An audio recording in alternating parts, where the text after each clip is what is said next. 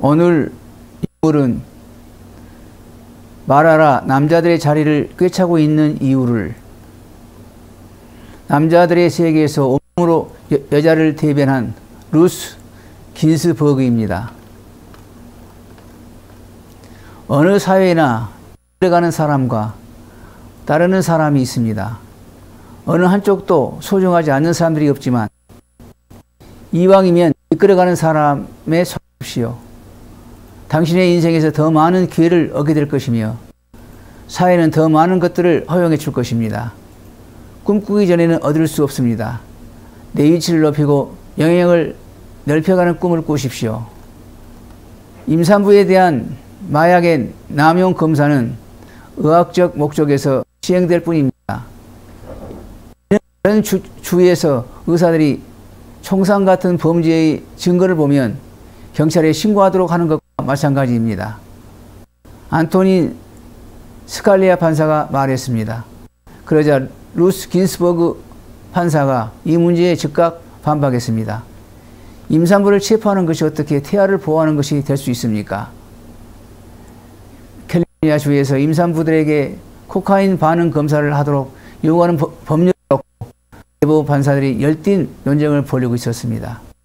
10명의 여자들이 마약 검사는 미 연방 수정헌법 제4조에 보장된 권리를 침해한 것이라며 자신들이 입원했던 병원을 고소했기 때문입니다. 그러나 연방 항공법원은 그 검사가 임산부의 마약 코카인 사용을 줄이기 위해 필요한 합법적인 시도라고 옹호했습니다.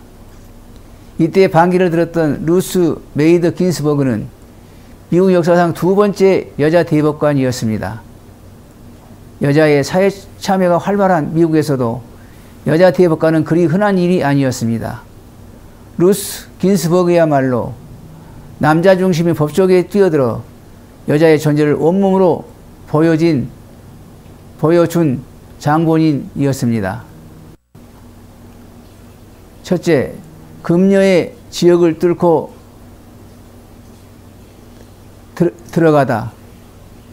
변호사가 되기 위해서는 많은 시간과 노력을 기울여야 합니다. 그런데 여자들은 자녀를 키우고 교육해야 하므로 변호사란 직업이 여자들에게 부족합니다. 아니, 이것이 도대체 어느 시대, 어느 나라의 말입니까? 바로 1876년 미국 미네소타 주법원의 이야기입니다.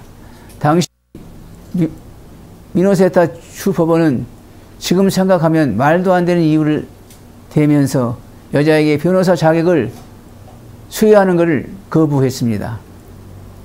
이처럼 미국에서도 여자가 법관이 되는 길은 험난했습니다. 이 정도면 아예 길이 막혀 있었다고 해도 과언이 아닙니다. 1927년 콜롬비아 법과대학원의 하란 스톤 학장은 내 시체를 넘기 전에는 여학생이 로스쿨에 들어올 수 없다고 잘라 말하기도 했습니다. 긴스버그 역시 비슷한 차별을 경험했습니다. 고등학교 때에는 학생 자치회 선거에 나갔다가 떨어졌으며 코넬 대학교를 우수한 성적으로 졸업하고 하버드와 콜롬비아 대학원 과정을 이수한 후에도 단지 여자라는 이유로 인류 법률 회사들의 취업에서 연급 후 고배를 마셔야 했습니다. 그녀가 하버드 로스쿨에 입학했을 때였습니다. 500명이 넘는 전체 신생 중 여학생은 10명도 채 되지 않았습니다. 당시 로스쿨 학장은 이 소수의 여학생들을 자택으로 초청하여 이런 질문을 던졌다고 합니다. 긴장한 루스버그는 이렇게 답했습니다. 남편이 하버드 로스쿨 2학년에 재학 중이어서 남편이 하고 있는 공부를 이해하는 데 도움이 될까 하여 입학하게 되었습니다. 미국에서 여성 법조계 진출이 본격화된 것은 1970년대에 이르러서입니다. 그리고 1981년 로널드 레이건 대통령은 샌드라 오코너 판사를 최초 여성 대법관으로 임명했습니다. 그 후 10년이 훌쩍 넘어선 1993년 콜롬비아 로스쿨 출신의 루스 긴스버그가 두 번째 여성 대법관에 임명되었습니다. 이렇게 서서히 금요의 성역이 깨졌습니다. 둘째, 좀 더 높은 곳에 올라가 세상을 보기를 희망하라. 2005년 1월 28일 콘돌리자 라이스가 국무부 장관이 취임했던 행사장 루스 긴스버그는 취임식장에 참석하여 대통령의 선서를 공식적으로 집행했습니다. 세계를 움직이는 미 합중국의 대통령, 그의 오른팔 참모이면서 세계 정세에 막강한 영향력을 행사하는 콘디, 그들과 함께 루스 긴스버그가 있었습니다.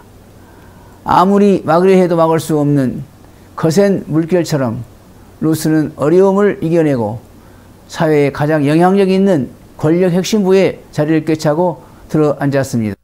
그녀는 포기하지 않았고 오히려 사회를 변화시키면서 자신의 꿈을 이루었습니다.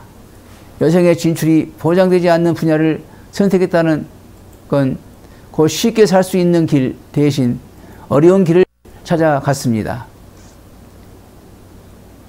그녀는 후배들이 좀 더 쉽게 그 길을 걸을 수 있도록 새로운 길을 닦아 놓았습니다.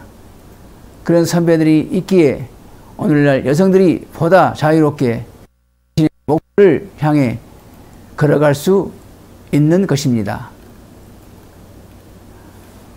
행복하고 화려한 인생도 좋지만 재능과 실력을 가진 여성이라면 더 영향력 있는 인생을 꿈꿔야 합니다.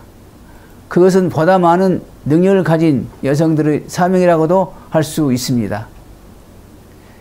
실제로 세상에는 그런 재능과 실력을 가진 여성들이 많습니다. 그에 비하여 사회 오피니언 리더층에는 여성의 수가 그다지 많지 않습니다. 참으로 안타까운 일입니다.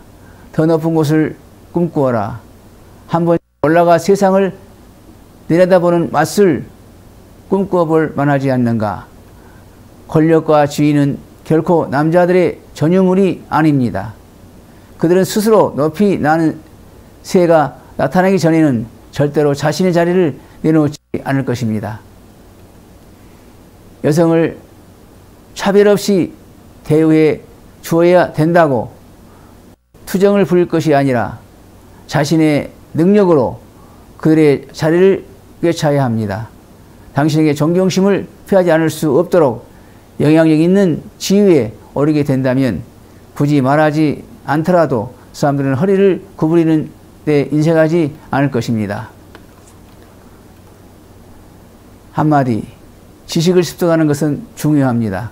그러나 자신의 실력을 행사할 수 있는 영향력 있는 지위에 대해 욕심을 내십시오. 들어주셔서 감사합니다.